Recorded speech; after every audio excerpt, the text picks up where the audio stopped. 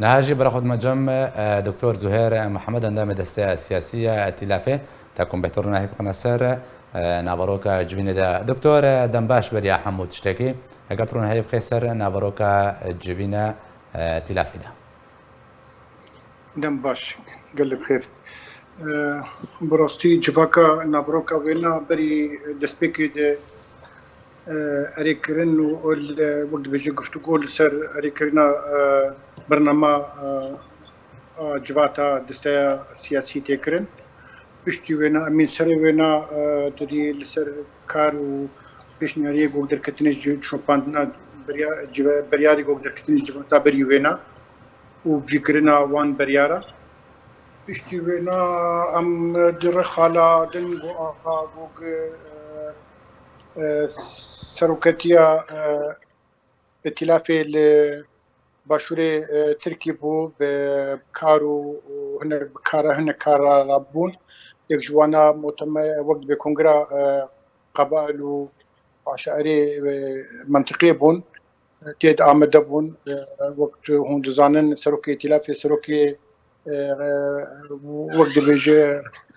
قبائل وعشائري أو قلت ائتلافي بونه بله اف يعني بتا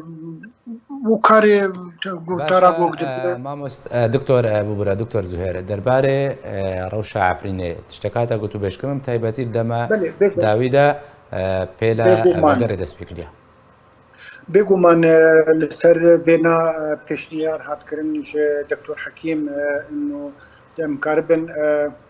لكوميتاك تشيربا وكوميتاهاني وقت بيجي بشوبين روشا خوندني عفريني ده وهاد بجيكرن يعني اريكرن لسر هادن روشا املاكي